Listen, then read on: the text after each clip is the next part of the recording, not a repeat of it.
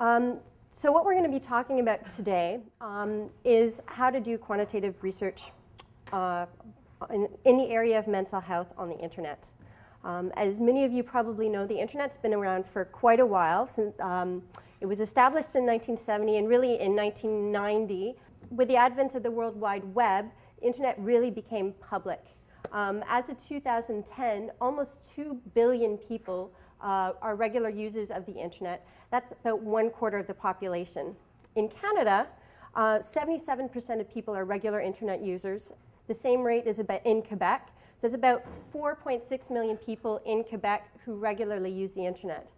Canada is the #1 country in North America in terms of internet use. So we use the internet more than people in the United States, for example.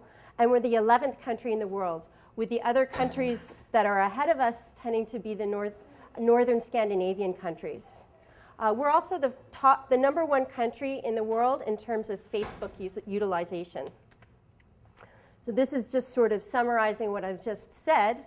As you can see, there's high rates of internet users in developed countries such as North America, Norway, France, whereas in developing countries such as Africa, countries in Africa or Haiti, there tends to be much less internet usage. In terms of usage of the internet for mental health purposes, there's a number of different avenues that it's been used in. So people can seek information about mental health problems. They can receive evaluations or assessments on their problems. You can do training for on how to administer evaluations. You can do research. People can receive therapy. There's discussion groups and blogs on different mental health problems, so sort of a support group kind of environment. And people have really used it in that manner. So 61% of Americans report using the internet to access healthcare information. In fact, 22% of all internet searches are related to mental health. There are some limitations to this. There's many of the websites that have mental health information can have false information, and a small percentage even have harmful information. 40% of Americans look for health information on social networking websites such as Facebook or Twitter. And importantly, almost 60% of Americans are influenced by the research that they find on the internet, the information they find on the internet, in terms of what the health decisions that they make. Mental health websites are very popular. So for example, the Anxiety Disorders Association of America has 5 million visits a month. Psych Central was rated as one of the top 50 websites in 2008. And people are using the internet for all kinds of different purposes. So you can now rate your therapist online as to how much you like them. One of the challenges, though, is that the information that's available isn't necessarily guaranteed to be accurate. So, about 75% of websites don't cite where they gather their information. There tends to be very few professionals on social networking sites moderating discussion groups and that sort of thing. But there are attempts to try to change this. So for example, we have the Health on the Net code, which is basically a code that's been put in place that websites can sort of subscribe to should they meet certain quality criteria. And it's sort of a quality control marker about the information that's on that website. Another avenue, rather than just internet websites, there's also blogs. So blogs are very popular. There's 120,000 new blogs every single day. But 45% of these ones are abandoned within 3 months. And the number of blogs changes depending on what's going on in the world, depending on the types of traumatic events. So for example, here you can see that following Hurricane Katrina and the London bombings, there was a large spike in the number of blogs that were posted on the internet.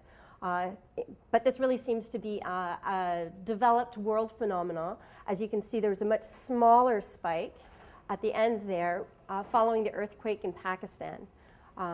So at least in the developed world, people are using the internet to connect, to touch base, to seek social support following traumatic events. People are also using social networking to address mental health issues. So there's many groups on social networking sites such as Facebook, specifically dealing with different types of mental health issues.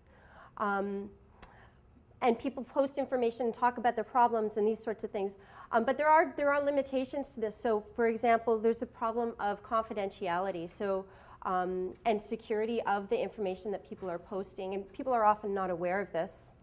There's also, again, the problem of the quality of information. There's very few professionals on these websites, so the information that people are sharing with each other can sometimes be of dubious nature.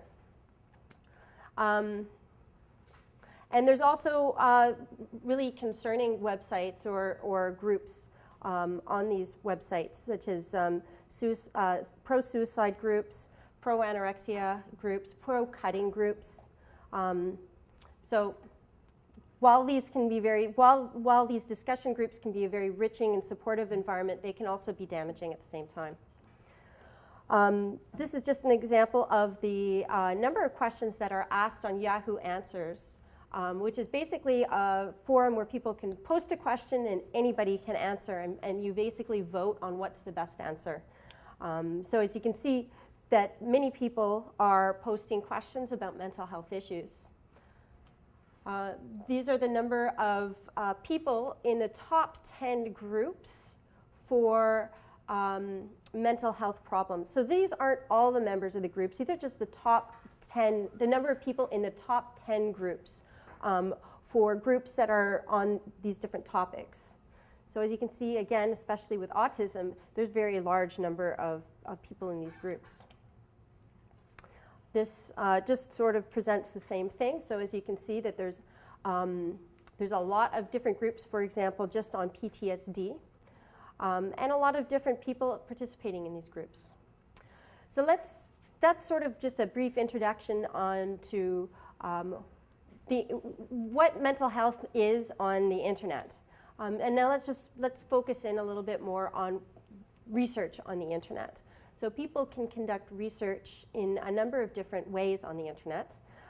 You can evaluate the efficacy of certain treatments or assessment tools.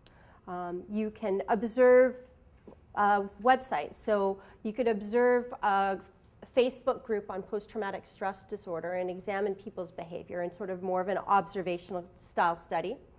You can conduct traditional web-based studies, so administering a series of questionnaires online. And on a more basic level, you can simply just recruit participants for a study that you're conducting in person. We're going to just focus on the last two during today's talk. So this is just to demonstrate that the internet is very accessible to people, even following a traumatic event where we might expect they don't have power. Phone lines are down, so they can't contact people. The internet seems to persist despite this. So for example, in Haiti, there was, people would put up via Google, there was a person finder app. So people could search for people that they're looking for or post a message saying, hey, I'm here.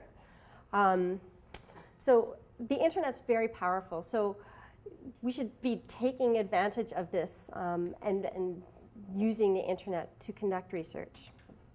So first, let's talk about getting our sample. So in classical designs, and when I refer to classical, I'm going to be really referring to telephone-based, paper and pencil, by mail. That's the classical model, and then we're going to be comparing that to the internet, okay?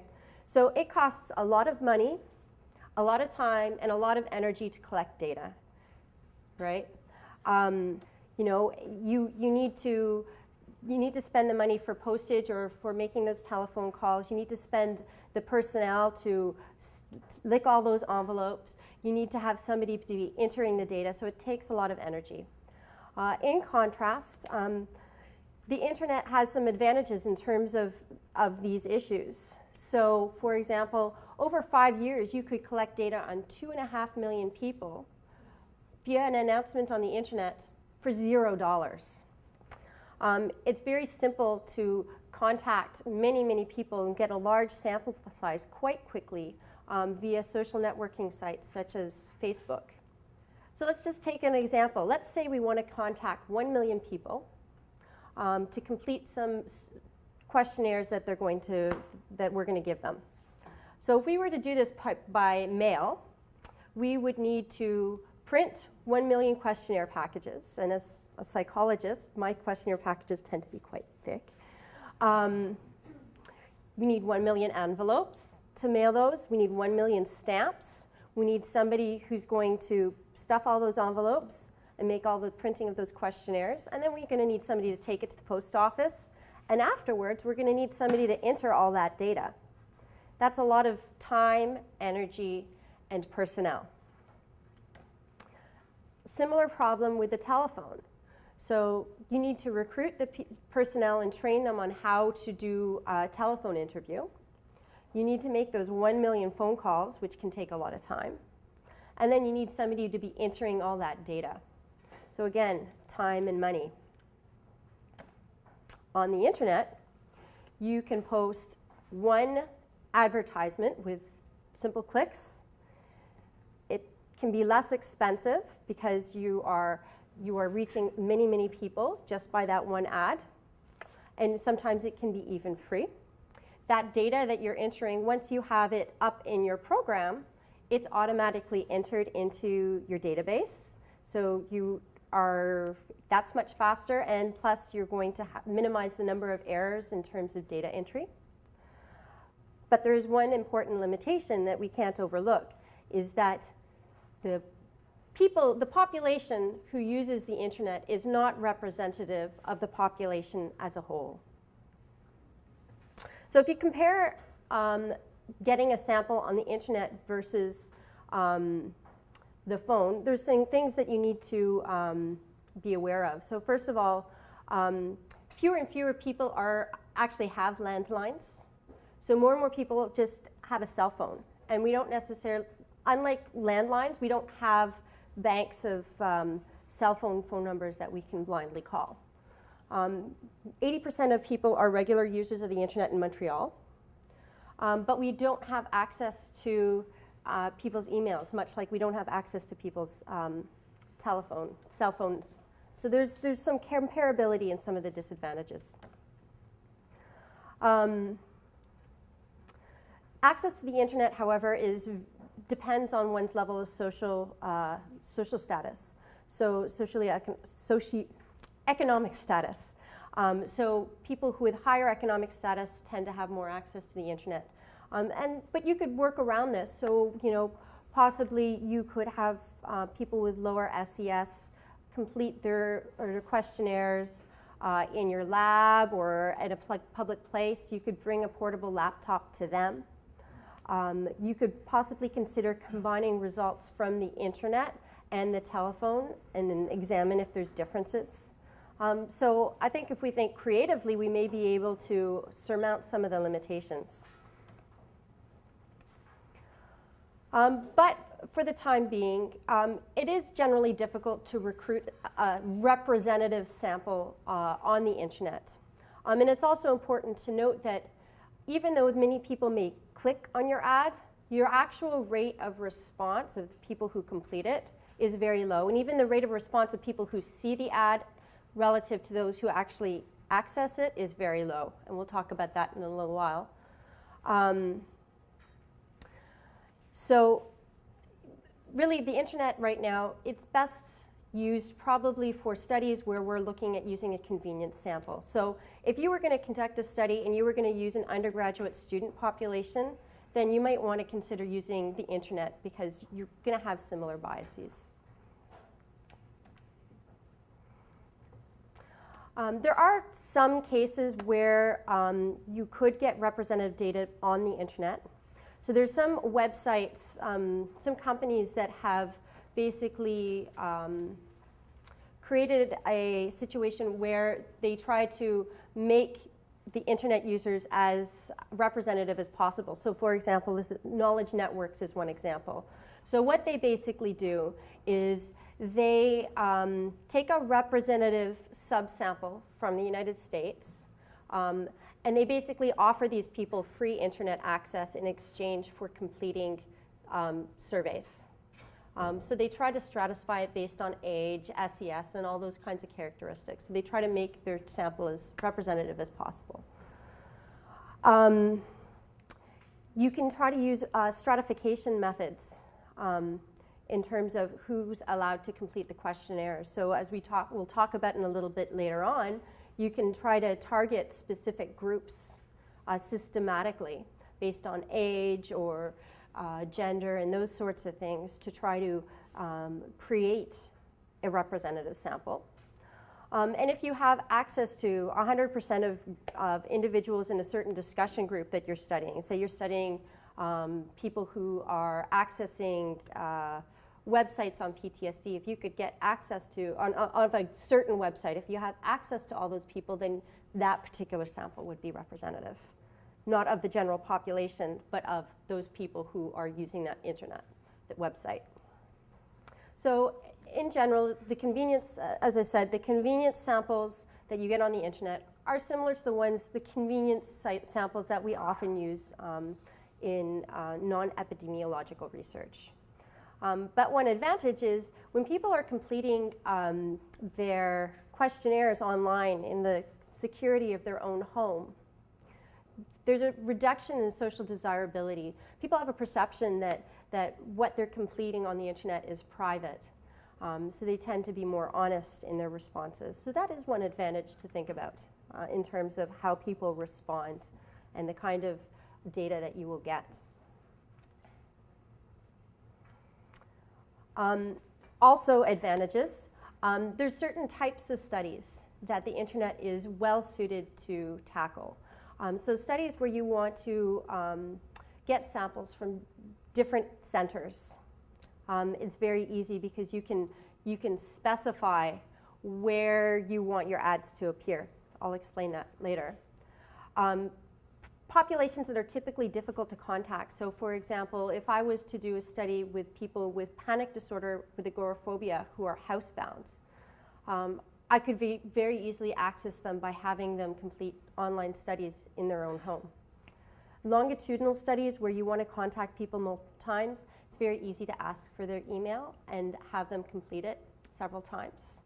And prospective studies, so studies, for example, in the field of trauma research, the sort of gold standard study would be to collect some measures before the trauma even occurs and then measure people's reactions after the trauma. And that's easy to do with a longitudinal type design via the internet. However, the internet's not magic. So so far I've painted a picture that there's many advantages to the internet. It's going to be easy to collect a large sample size with all your data, and it's going to be perfect. But it's not. It does take some work. First of all, you have to be aware of the quality of the data that the questionnaires that you're putting out.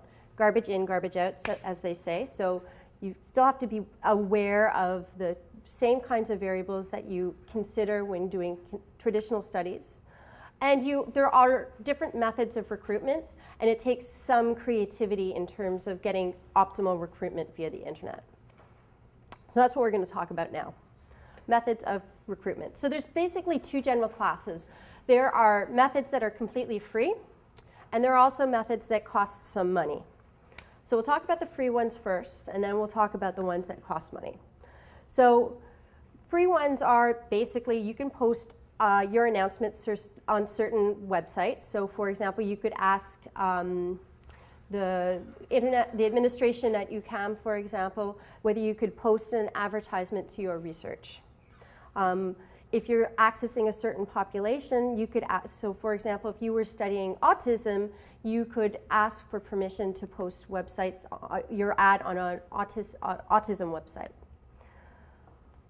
You can post your announcements on social networks, on Facebook, for example. So you could post an ad on your Facebook page for people to click on, and hopefully your friends see it and they pass it on to their friends and so on. You can post your ad in groups. So if you have an autism group, you could post a comment saying, hey, come do my study. The advantage is that it's free, but the disadvantage is that it tends to result in fewer participants than some of the costlier methods. So these are just a few examples of where you could post it. So these are university websites, for example. This is a special journal on victimatology. Here's a Facebook page for that, and you could post it here. So for example, here's an example of ad that we posted for research we were doing following the earthquake in Japan. You could post it on a website or a Facebook discussion group on PTSD, or on specialized websites about the certain mental health problem that you're interested in studying. And these are also examples of websites from the Douglas Hospital internally that have been posted. So let's talk about methods that cost money. So you can basically post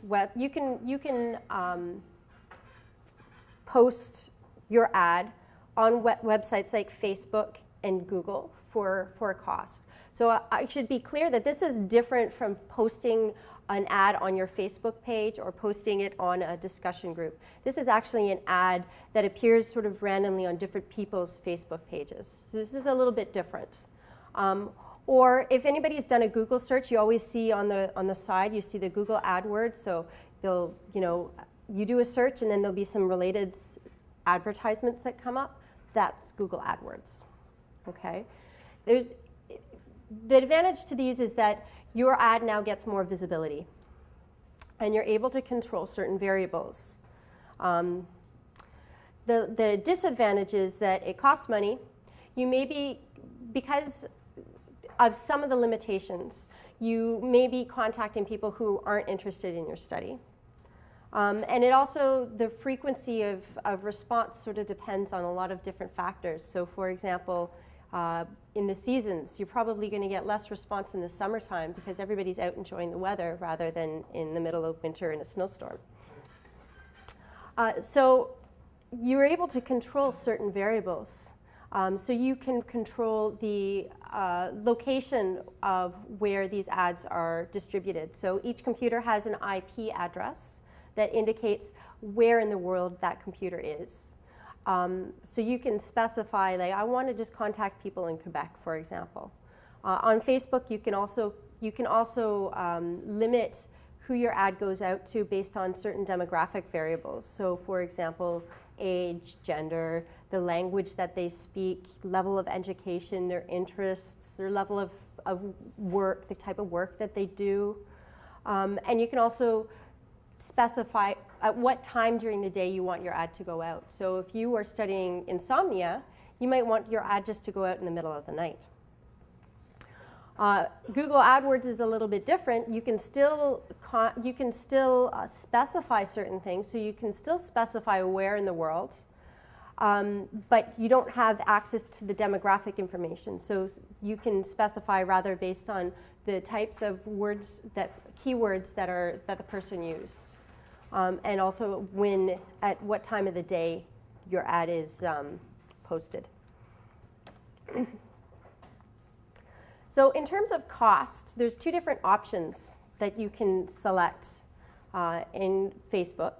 So there's basically the cost per number of times that your ad appears.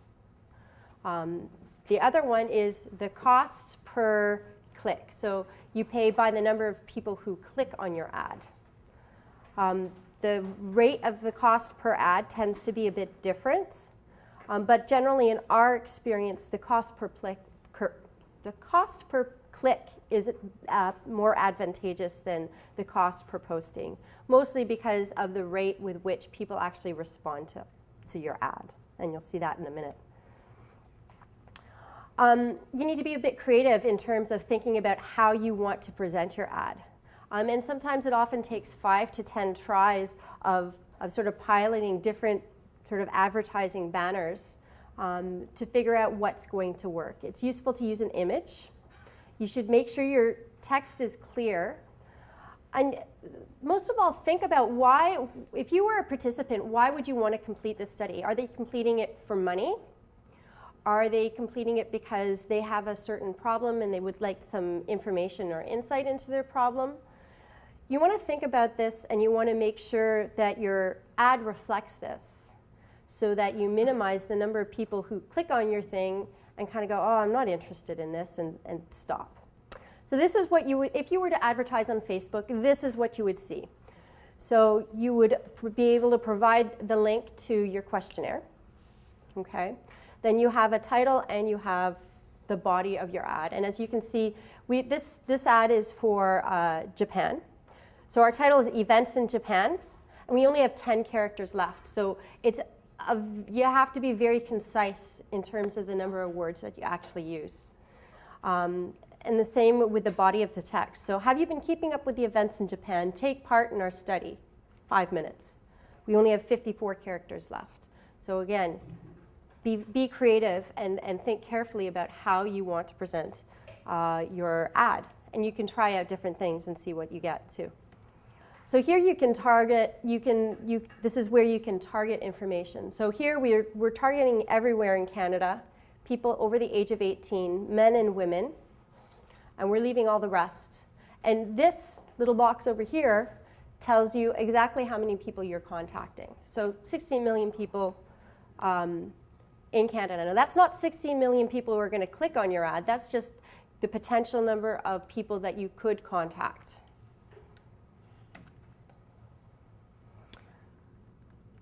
So here we've changed it a little bit. Now we're specifying the city of Montreal, anybody over the age of 18. And you can see it's 1.8 million people that we're now going to contact. Here is an example where we're contacting people across a couple different countries. So we're contacting almost 200 million people across Canada, France, the United States, and the UK. So here's where we get into talking about money a little bit. So in terms of pricing and schedule, you can set a daily budget. So here we've set our daily budget to be $15 per day, okay? And this is where you have your choice of cost per click or cost per ad posting, okay? And basically you're posting a bid based upon how much you want to pay for each click or how much you want to pay for each ad posting, okay? And they give you a suggested bid. And essentially, the amount that you have to pay sort of depends on the popularity of the topic. So for example, earthquake in Japan at the time we did this was probably much more costly than it would be right now. And essentially, the amount that you're going to pay will determine how high up in the hierarchy your ad will appear. So if you pay sort of the bottom bid, your ad is going to appear less frequently and be less clicked less often than if you pay the higher bid. So this is sort of where you keep all your ads, and it gives you some basic information. So you can see, again, when you started, when you ended, what your budget was, and how much you spent in total. So this provides a little bit information about sort of the response, the type of response that you're getting based upon the bid that you've made, for example. So it gives you the number of people who've clicked. So for example, here, this ad has appeared over 10 million times. It's been clicked on 1,776 times. So the rate of people clicking is less than 1%. But that is pretty, it sounds like a really low number, but it's actually pretty typical for internet-based research recruitments, okay? It gives you the average cost that you've paid per click and your total amount that you've spent. And this is your average cost per the ad that you've posted. So as you can see, the cost per click is more expensive than the cost per posting. So this just provides you some more data in terms of how your ad is received. So you can see how many people liked it, how many active users activated it, and those sorts of things. So this is what you would see if you were doing Google AdWords. And as you can see, it's a very similar sort of format to the Facebook ad. So again, you can give it a name. You can select the countries and the language that you want to access. You set your budget, all the similar sorts of things. Okay. But you can do fun things like pull up a map and decide where on the map that you want to access. So here we've decided we want to talk to people, we want to access people who are in Quebec and people who are in France. You can also be even more specific. So you can choose a certain point in the map, and you can be so specific as to say, I just want to contact people within a 1 mile radius. So here, this is the Douglas Hospital. And we've decided we just want to contact people who fall into that area. And by the way, if you're trying to recruit participants for an in-person study, so for example, you're trying to recruit people for a treatment study, this type of advertisement might be very helpful for you to consider, because you're going to be contacting people who are very close to you. So here's just some of the similar data that you can get from Google AdWords in terms of the cost per click that you're paying, the number of people who've clicked on your ad, and so on. So again, more information that you get in terms of the number of people who've seen your ad and who've clicked on it again. This is another possible, and I say very attentively, possible avenue for recruitment. However, there may be some ethical issues in terms of using these types of methods. So this is a company based in Quebec, I believe, who basically, when somebody does a search and an ad appears on their screen, and the company inserts a cookie onto their computer. So when they search for something else, that ad appears again. And then they search for something else, the ad appears again. So it's a very clever marketing strategy, because we know that the more times people see something and the more familiar it is, the more likely they are to access it. But it's a little bit intrusive in that, you know, they haven't consented to put a cookie on their computer. So it's a cookie, for those of you who don't know, is just a small little piece of information that's deposited on the computer to identify it to that specific program.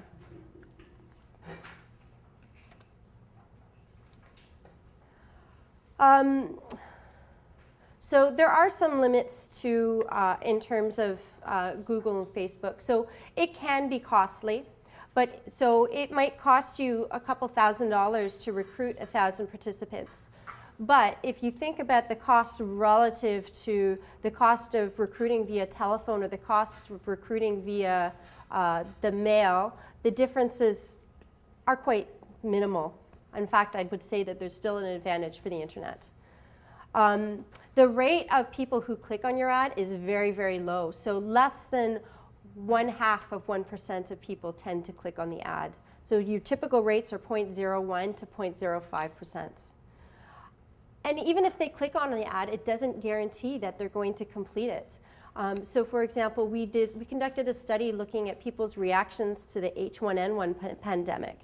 And we had about 1,050 people completed or started the questionnaire. But after I removed people who had more than 10% of the data missing, I was down to 817 people. So there is quite a few people who, you know, answer 1 or 2 questions, and then leave. If you recruit via Facebook, for example, they tend to be between the ages of 18 and 35, the people who are on Facebook. So again, your sample's not necessarily representative. But in most other respects, Google and Facebook are fairly comparative, though as Christophe said, there are some advantages to using Facebook for research purposes. One piece of advice that we have is generally to try to use multiple methods to recruit. So don't decide just to recruit via Facebook. Try a couple of different methods. The more you contact, the better, the more advantage you have. So let's talk about now the issue of consent. So this is just an example of a consent form we've used on internet-based research. In general, the same rules that you use for consent using classical methods, these are the same things that you need to be aware of when you're doing consent on the internet. So that people need to be informed of the risks and benefits of completing the research. They need to know that they have the right to stop at any time without any negative consequences. But there are some other factors to consider. So there's the issue of confidentiality on the web. So, you know, if somebody goes and starts working on a study, stops, and walks away, anybody can read the website. Or even if they minimize it or go to a different website, all that it takes is pressing the back button enough times for them to see their data. When data is transferred from the person's computer to the server, it's sort of vulnerable a little bit. And you need to have some sort of method to make sure that people understand their rights and that they've read the consent form. You need to provide contact information, so if somebody has a question concerning their data or concerning their research, that they can contact somebody either via email or by telephone. And you need to be a little bit careful about what you're using the internet for. So, you know, if you're interested in looking at suicide, the internet may not be the best place to do that research unless you're just having a questionnaire on general suicide, because you want to ensure the safety of your participants. So if you think that whatever you're going to be asking is going to be very distressing to people, or that you're going to be working with a very vulnerable population, or a population that won't necessarily understand their rights as a participant. So if you're contacting, say, people with severe learning disabilities, you want to be careful about how you use the internet. That said, in general, research suggests that our consent forms aren't that great. People don't really read them. They tend not to understand them, even with classical methods. And there's very little difference between a person's degree of understanding of a paper consent form and an internet-based one. So if the risks are minimal, you may be able to do internet-based research without a problem with the consent form. If you're really concerned about people understanding it, you can add a question or two at the end of the consent form to make sure that they've understood the data. So I've talked about this a little bit in terms of the confidentiality, so people can keep pressing the back button. People can leave the screen illuminated so it's easy to read off somebody else's screen. Data is somewhat fragile when it's being transferred from the computer to the server. You need to be aware of who has access to the server. So if you're using a server that's not, that you don't know where it is, so it's the survey software company's server, you need to know who has access to that server.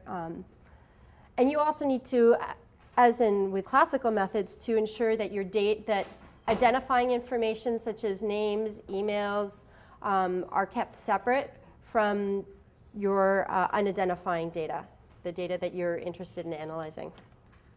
So let's talk about the other end of the study, the debriefing. So here's an example of a debriefing form that we've used. So, as with any research, it's important to debrief participants at the end of the study. But the challenge here now becomes that if people leave the study early, how do you make sure that they're debriefed?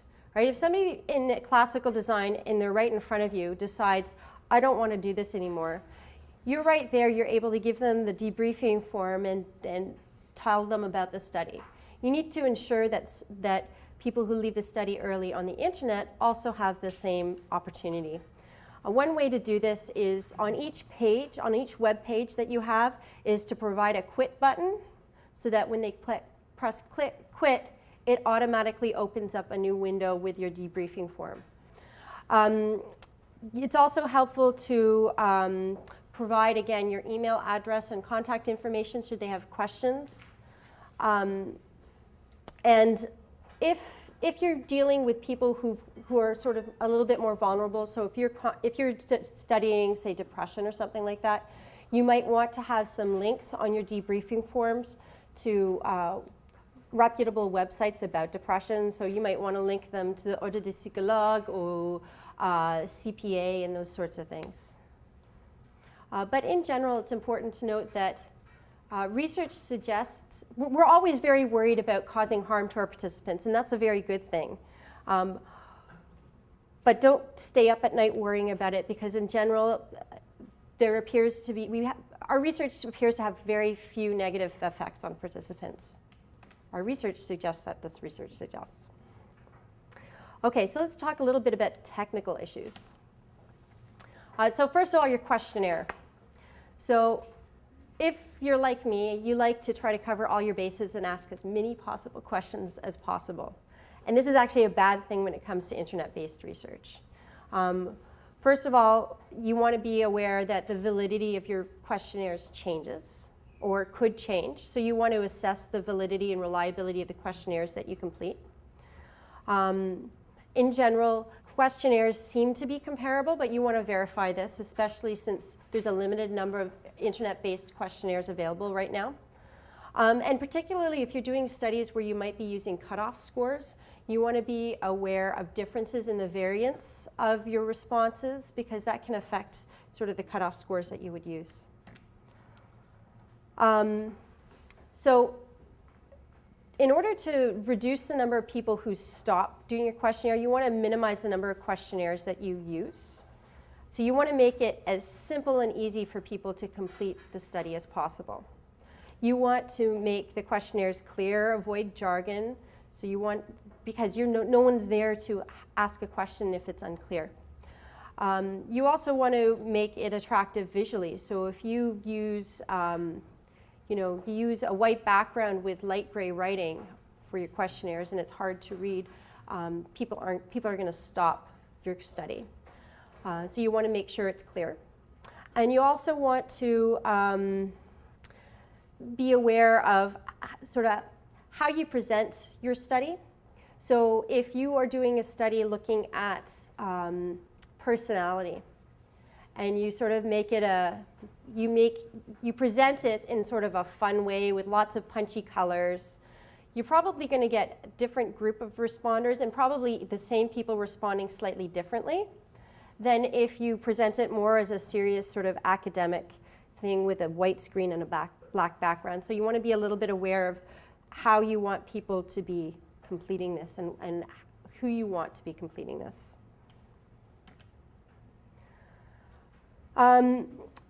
You can also include in your database certain indicators. So you want to screen your data after you've collected it. So you can record how much time it takes somebody to complete your questionnaire study. So if you know the study takes 10 minutes and the person only completed it in 1 minute, you can be pretty sure they didn't answer accurately and didn't read the question, so you might choose to remove them. You want to look at, see how much of the data the person completed and decide at what percentage of the data do people need to have completed in order for you to keep that data. So for me, I've used a cutoff of 10%. It's a little bit arbitrary, but it sort of depends on how stringent you want. Are there certain measures that are more important than other measures? These are all things you want to consider. And if you notice that somebody's just responded with a 1 all across your data, you might want to remove those too. So you want to look at the patterns in the data, in the responses. And this is something that people tend to be quite concerned about, is, well, what if the same person completes my study 20 times? How do I know that? So there are methods to identify, you can't identify the person, but you can identify the computer. So there are ways to do this. This is, you essentially use a cookie, as I mentioned before. So it's this piece of information that's put on the person's computer that basically identifies them, that computer has done this questionnaire. So you can use it for a couple of things. So you can use it to prevent the same computer from completing the study more than once. You can also use it so that people can start the study and then come back to it later on, so that the server will know that it's the same participant. But in terms of using it to prevent people from entering it multiple times, there is a disadvantage to this, especially if, you know, it's a household with multiple computer users but only one computer. If you prevent that computer from accessing the study again, you prevent multiple people in the same household from doing that study. But in general, the rate of the number of people who, the rate of having the same IP complete the study tends to be very low. I think that in our study there was less than 10% with the same IPs.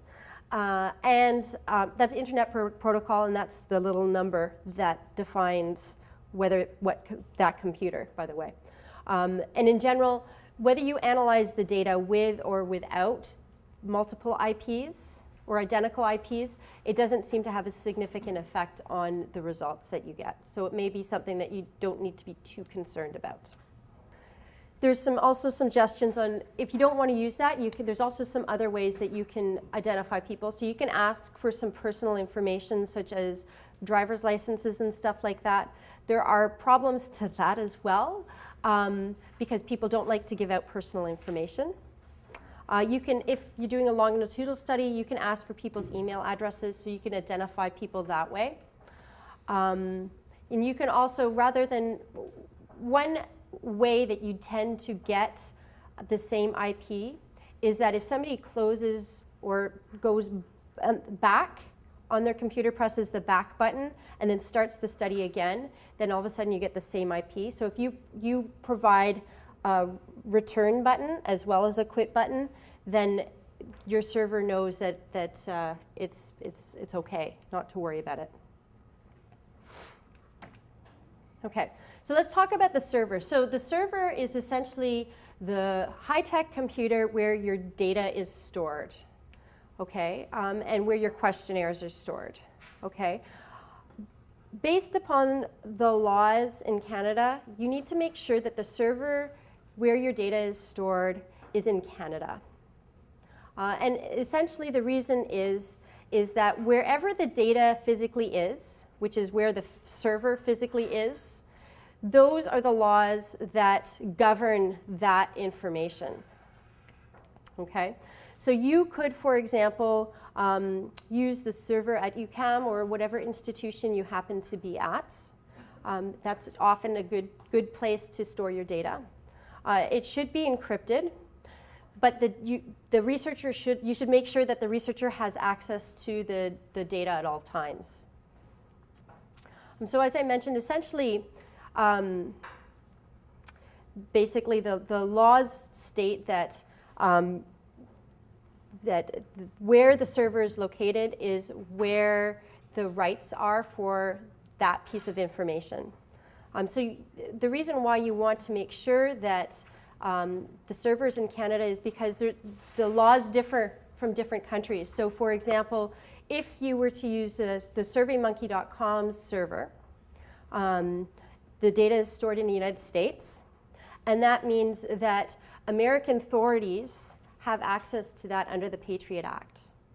So you can't guarantee the confidentiality of the data because now they have access to it. The American authorities could access it if they wanted. Unlikely, but it could happen.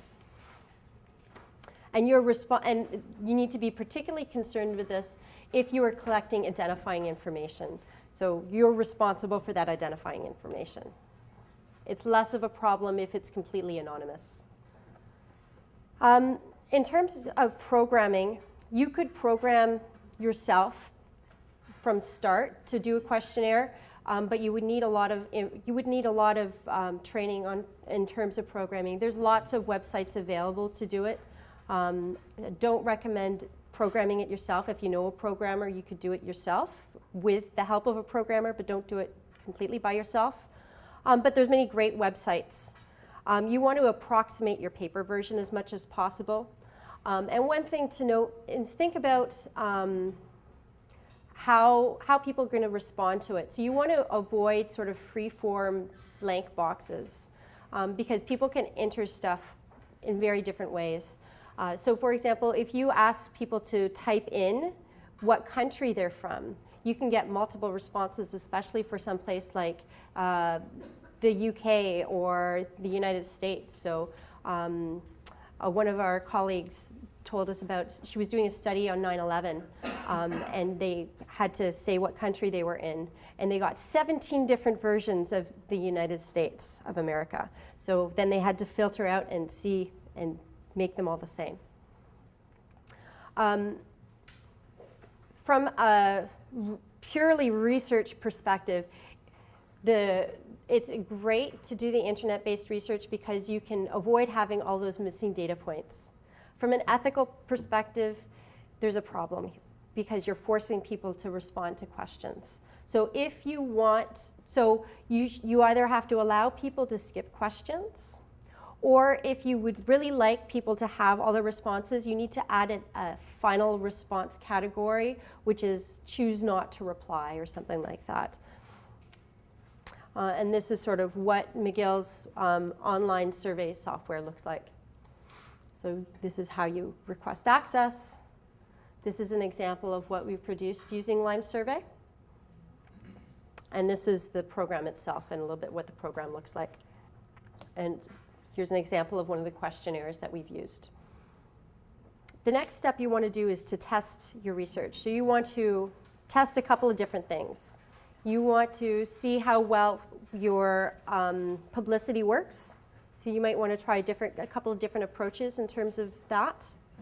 You will want to try your survey on different types of computers, so Macs, PCs, iPads, different versions of the OS, and also even different browsers, so Firefox versus Safari versus Explorer. You also want to test that the transferring of the data from the server to your software, your statistics software works. So for example, if you've got 10 questions and the tag for the first item on each question is item 1, when it gets transferred over to SPSS, for example, item 1 will be overwritten each and every single time because it's not a unique name. So these are things that you're going to want to be aware of and to try out to make sure that you don't have these problems, because you don't want that to happen and discover it at the end of your data collection. So just to wrap up, let's just talk about a couple of future directions that internet-based research could go in. So more and more people have smartphones, iPads, and those sorts of things. And we haven't really mastered using this as a research tool yet. So I could see doing great research, sort of diary-based research using these kinds of things because people always have their smartphones with them. In terms of new technologies, there's always new technologies, so you can start to add multimedia and those sorts of things, but you want to be a little bit cautious about that. If you're using the cutting edge software and programs, you run a risk of limiting the number of people who can complete it because not everybody has the most up-to-date software. And older people are now using the internet and are now becoming more internet savvy. So some of the demographic biases that have plagued internet research are sort of diminishing somewhat right now. There needs to be more comparison between data obtained on the web versus telephone. And trying new modes of recruitment, so trying mixed modes of accessing people with different methods. This is one interesting thing that that you can use. You can use Google Maps to sort of map your data. So with internet-based research, you will have information about where the person was when they completed their questionnaire. So with that information, you can sort of map, say, intensity of depressive symptoms. So you could say, these scores, higher scores are bright red and lower scores are lighter. And you can sort of physically look at the rates of depression or whatever variable that you're looking at using Google Maps, which is a pretty neat kind of tool that we could use. There's also a couple of open source data websites. So there's these two websites. Researchers can submit their data, sort of all anonymous data, and for other researchers to have access to it, to look at it. So it sort of opens up the opportunity for collaboration, the opportunity to share data among different researchers, which is quite exciting.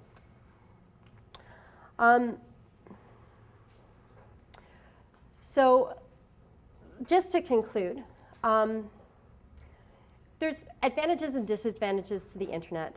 Again, you can't get a representative sample using the internet. So if you're doing epidemiological research or you're looking at prevalence rates and that sort of thing, you want to be very cautious about using the internet.